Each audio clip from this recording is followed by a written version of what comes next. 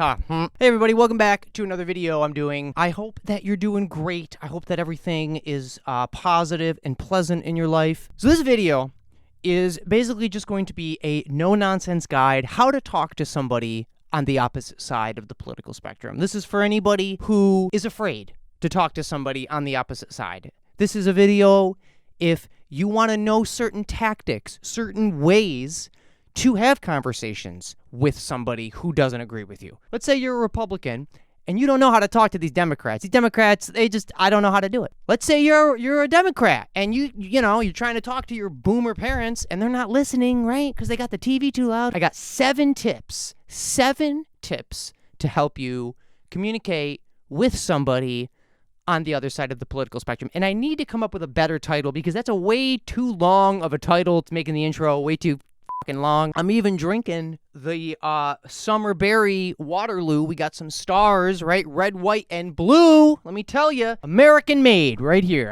Like I said, this is going to be for anybody, whether you are a Republican or a Democrat. It doesn't matter. These tactics will work with anybody, with any kind of conversation. Now, I'm not saying that the conversation won't go off the rails, and I'm also not promising things might get a little heated, but this, what I'm going to talk about in this video, it's going to help you deal with that, help you deal with how to handle somebody who's getting hated. Do we just go in about Trump? What do we do? I'm also going to put timestamps because YouTube, for some reason, isn't making chapters out of my videos, even though I told it in the description, or it'll be the pinned comment. I put chapters to time codes for each tip. So if there's a tip that you want to hear, but you don't want to hear the other tip, I won't let those tips know. Just go into the description, click on it, and it'll bring you right to the tip. So tip number one is whenever you go into these conversations, you want the mindset of seek understanding, not conversion. You want to go into these conversations knowing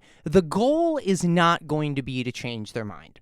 That's not why you're having these conversations. I know that is the ultimate goal. The goal is to understand their point of view. That's really what you're doing. If you go into a political discourse with the idea that you're going to change their mind and you're right and I'm going to just push it out, it's almost deemed for failure right from the start. You want to approach these conversations with the aim of understanding. This is what fosters a more positive dialogue, a more respectful dialogue. When you're talking to somebody who doesn't agree with you, you're not having this conversation so that they will be converted to your beliefs. You're having the conversation to build up your epistemology, and you're going to continually work on that epistemology until you're dead. It's the whole life is the process. So having these conversations with the mindset of, I want to understand this person, that is going to not only help you, but it's also going to foster a more positive and respectful conversation with the person, as opposed to if you just go in there with the mindset of, I know I'm right and I'm going to fucking convince you. Now, tip number 2, you want to find common ground and work from there. The last thing you want to do is start a conversation off with something like, hey, I don't think anybody should ever own a gun. I mean, you want to identify and emphasize values and interests right off the top of the conversation so that, like we said before, you foster a positive, respectful conversation. I don't know if you're going to be talking to somebody in your family or you're going to be talking to a complete stranger living under a bridge. Either way, you want to make sure that you start off the conversation with a commonality, something that you both agree with. So let's say I'm going to have a conversation with somebody about gun rights. Okay, Second Amendment. I'm not going to start off that conversation saying to them, hey, I think we should just abolish that Second Amendment. All right, if you start off a conversation that way, shit's going downhill. Want to start it off maybe saying, I think that the Second Amendment was a great idea from our founding fathers. Then, right there, now you're off to a good start. Now you both are in a place that you agree. Now, backing away from that is where things are going to get hairy, but right off the bat, you're starting in a good place. We both agree with this. Now, let's work backwards and see where we don't agree. You want to really make it known that, hey, listen, we're both human. We both just want to live a great life. Let's figure out the best way to do that so that we both are happy. Starting off from that point, I think you can get a lot more in depth and understanding than if the conversation starts off really negative and now, you're talking with this person and they're not happy with you and they're giving you really crappy answers that are hurtful and now you're getting upset, you start lactating. Make it known that not only are you here to understand, but that you want to start off with something that you agree on. This actually leads us perfectly into tip number 3, which is ask questions and listen actively. Whenever I'm having political conversations with people, one of the things that I always keep in mind is, whenever in doubt, ask a question. Whenever you're in whether it's a heated conversation, maybe the conversation is going a little left, a little off the rails, it ain't going well. If you feel yourself getting heated or if you feel yourself wanting to say something that you may regret, ask a question. When you ask questions, you show the person that you genuinely are interested in their point of view. People can be selfish and we want to talk about ourselves. And the best way to understand somebody's political view is to ask them. And not just ask them, but ask them questions. Ask them whys and hows. More in depth as opposed to just, I'm a Republican, I'm a Democrat, I believe this. Because the really powerful thing about questions, when you ask somebody a question, let's say you're in a political conversation, you ask somebody a question, why do you think this way? Why do you believe that? It causes that person to now think about it, right? They're going to think. And they may give you a generic answer. They may give you some sort of talking point answer that isn't really what they feel. And so the more questions you ask them, the more deeper you're going to go. And as you know, when you're explaining something, you understand it better, right? The best way to learn is to teach. The more that you get somebody talking and thinking about their views, it's not just going to end with the conversation. You might end that conversation. That person's going to keep thinking about it. Most likely. Most of the time, when you're getting somebody to really dive deep into their feelings and their beliefs, they have to think about it. They have to really go down and think. And as they're thinking, it helps them understand better. And so maybe you'll ask them something and they'll be explaining something that you don't think is right or true.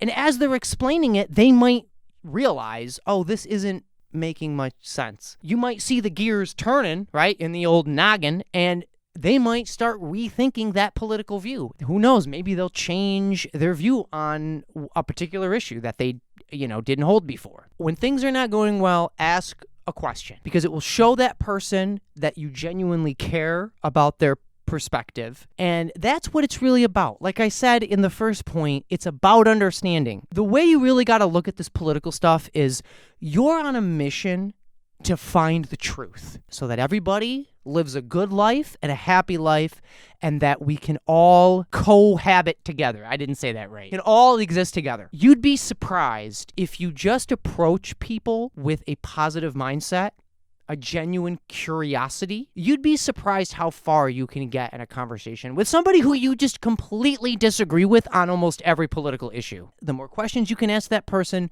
the more in depth, not only you're going to understand their point of view, but they're going to understand their point of view. After the conversation's over, they'll start thinking and they'll think and they'll think. And who knows, they may actually do research. They might actually have more conversations with other people. They might think and change their mind. Tip number 4, use respectful language. Now, what is respectful language? One of the pinnacles of respectful language is what's called I statements. When you make I statements, you frame it in a way where it's more about from your perspective than an actual fact or generality about life. So, for example, let's say that I was talking with somebody. Let's say I'm talking to a Republican. If I were to say to them, man, Trump really ruined this country. Compared to, I really feel Trump ruined the country. Notice, I'm saying the exact same thing in both statements, but the I statement is couched a little bit with some pillows. When you make an I statement, you are basically talking about your perspective, your experience, and it's really hard for other people to negate your own personal experience, as opposed to saying something that's almost like a generality, almost like a fact of life. Hey, Trump ruined the country. That's going to set somebody off way more than if you couch it in an I statement. I feel, I think, my experience is. Whenever you're talking with somebody and you're going to say something to them that's going to offend their beliefs or negate what they're saying, couch it in an I statement.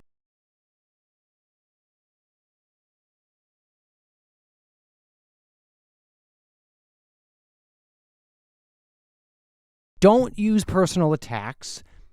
Don't make them feel like they're not smart enough or that they're stupid or silly for thinking that. Don't do that. Validate what they say. You don't have to tell them that what they're saying is valid, but with your body language, with the words you use, with the eye contact, you make them feel like what they're saying is valid. How they feel is valid. If you're talking to somebody about a really personal issue like gun rights or abortion or any of these things, listen to them. Listen to what they have, even if you don't agree at all. That doesn't matter. Listen to what they're saying and understand why they think that way. Why do they believe that view? Be able to tell yourself why they believe what they believe. Listen to them, understand what they're saying, make them feel heard. Most people are just waiting to talk. The person is talking to them, and in their head, they're just thinking about what they're going to say next. Don't do that. Listen to what they're saying. As they're talking, really listen to what they're saying, and almost put your face, your consciousness, into theirs. If I was that person, why would I think this way? Why is it that they're saying that? Why is that something that they hold dear to them? I promise you that if you do this, you're going to have a way more deeper and richer understanding of reality and yourself. Tip number 5, acknowledge valid points and be open-minded. When you're in a conversation, when you're going back and forth and somebody says something that's a good point, they make a good point, let them know. Hey, I didn't think about it that way. Or, oh, wow, that's actually a really good point. I didn't think of that. Now, you got to be careful because you might do that and you might be talking to somebody who jumps on that kind of stuff. The minute you admit you're wrong about something or that maybe they're right, they just jump all over you like, yeah, I know. Yeah, you don't know anything. Yeah, Even if that happens, just go with the flow and listen to what they're saying and acknowledge when they're right and move on from it. Don't get upset if they start, oh, yeah, duh, you didn't know that. Even if you're dealing with somebody who's hostile, who's being disrespectful, who's taking all their clothes off and you don't know why, you still want to be respectful and you still want to be able to put yourself in their shoes and understand why are they taking all their clothes off. If they bring up something that you didn't really think of before, let them know. That's a really good point, and move on. Don't harp on it. Don't make them feel like they're right about everything. And you want to be open-minded. You don't want to be so open-minded that your brain falls out, as they say. You want to have an open mind to believe anything, but you want to have the rationality and the logic to be able to filter what most likely isn't true and what is true. You don't want to be so open-minded that you're just gullible and you're believing anything. You also absolutely do not want to be close-minded because then you're not going to listen to anything and you're going to be in a bubble and you're going to think you know everything and you're not going to understand why anyone's doing anything. Because I've seen people, man, when you get older and you get into a bubble, you stop conversating, first off, and you only listen to the news that you agree with and you only believe the things that you've been believing and you're not questioning them. You look around and you're like, why is everybody acting crazy? Well, it's not that they're acting crazy. It's that you don't understand them because you're in your own bubble and you won't get out. If you are presented with compelling evidence or a valid point that you didn't think of, let it seep into the old noggin. Maybe I was wrong about that. Just because you're wrong about one thing doesn't mean you're wrong about everything else. Have a good enough filter that you're able to distinguish between what's true, what's not true, and what's unknown. Tip number 6, stick to the facts and clarify terms. When you're presenting factual information, which is undoubtedly going to come up at some point, you're gonna have a headbutt at something and you don't know what the truth is, and so you're gonna look it up. Let's Google it. And you know how the boomers are with the Googling, they don't like it. When you present factual information, number one, you want to be careful about presenting it as if, hey, I'm showing you that you're wrong and you're an idiot. You want to make sure you're not doing that. It's not about being right. It's not about convincing. It's about understanding. It can be difficult to agree on a source, but I think if you're conversating with somebody and you disagree on a fact and you need to look said fact up, you should try and agree on the source. Wherever you're getting your information, make sure that the other person agrees. Now, they may not, and then we have to go into that conversation. Why is it that you're not taking what Google said. And of course, we don't just have to look at Google. We can do our own research. Try and agree on a source. And if you can't agree on a source, at least get that factual information that you were looking for and maybe dig a little more to really show this person, like, hey, this is not just some fringe thing. Like, this is actually backed up by data. ChatGPT, I gotta say, is amazing in this. I don't know how many of you use AI and ChatGPT, but you can use ChatGPT for free. And one of the best ways to use it is for information finding. So you can be in a conversation with somebody, oh, what was that thing? Or, oh, there was this thing that happened, this certain protest at this time. And, you don't really want to just Google around. Just ask GPT, hey, there was a protest in this year. It was about this. Can you give me the information? And it'll give it to you. And then you can ask it what sources, where to find this information, and it will do that for you. And it also, if I'm trying to understand a concept, whether it's about science or something really, that's a lot of information, I'll put it in a GPT and tell GPT, hey, help me understand this, break this down a little bit more. And it does such, even the free GPT version does a great job of this. I guess that wasn't really a tip, but I guess we'll throw it in here as like 6.5, halfway through 6.5 tip. Use GPT because it is a really great tool to not only find information, but help dissect and understand information. You don't really have to tell the person that you're using it, because I know a lot of older people, they kind of get upset when AI comes into the picture. Another thing you want to keep in mind is never make it personal. Never make it personal. This is so important, because if you start throwing in personal shit with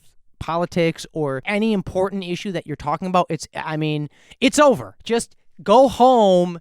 It's over. Or weaponize it. That's another thing you don't want to do. You don't want to bring stuff up, and you also don't want to weaponize personal things. Never make it personal. Never bring any personal thing into a political discussion. Obviously, when you're talking to strangers, it's a lot easier because you don't know the person. If you're talking to somebody about abortion and you happen to know that they had an abortion, don't bring it up. Don't bring it up and don't weaponize it. The way I think about it, stick to facts, not to feelings. Whenever you're in a conversation and they start bringing up feelings, they start bringing up stories, anecdotal responses, try to steer the conversation away from that. It might be impossible. They might go on and on about their cat, Layla, or whatever, but just try your best to not go in a personal direction. When you start going into feelings, people get really sensitive, and you can say something the wrong way and they'll whip out a pistol. So if you feel the conversation going south, whip out a nipple.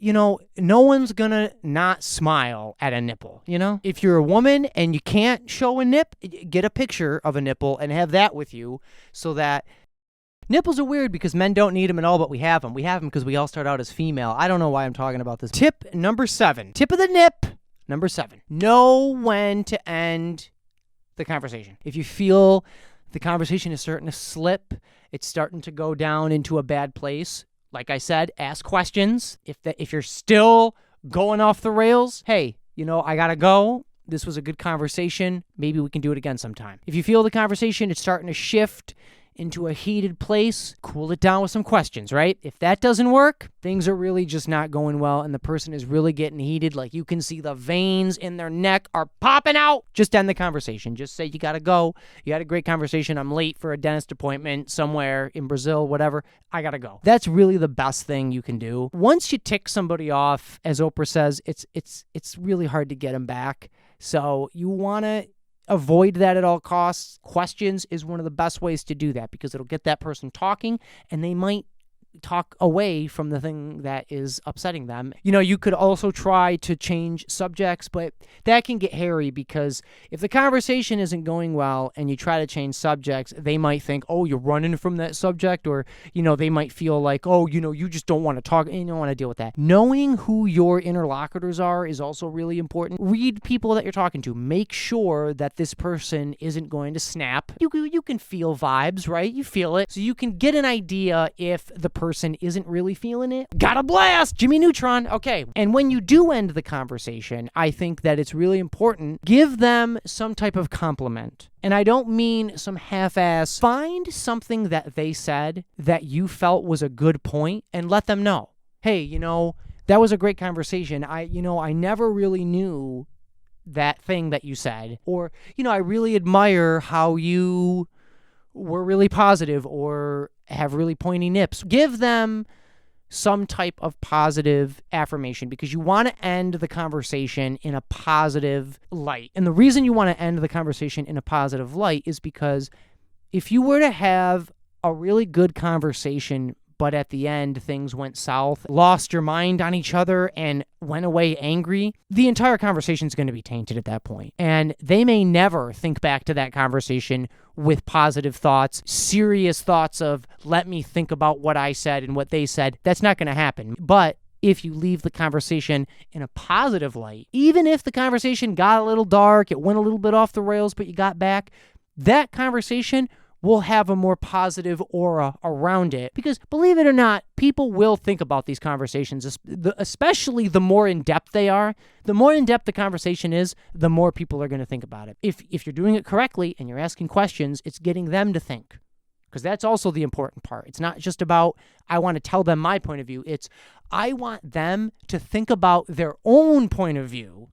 And the best way to do that is for them to explain it to you. That is my list of 7 great tips, how to talk to somebody on the other side of the political spectrum. I got to come up with a better title. We'll figure it out. I personally have had really deep conversations, not just about politics, but about God, about, reality, what existence is. The fun is really understanding that person. That's really what the fun is. It's how can I understand why they voted for Trump twice, or why they do this or do that or say this or whatever it is, right? I want to understand, because the more you understand, the more you're going to understand yourself. If you can be grounded in what you believe and be able to talk to anybody about it without being pushed over, there's a good chance that it's probably geared more towards truth.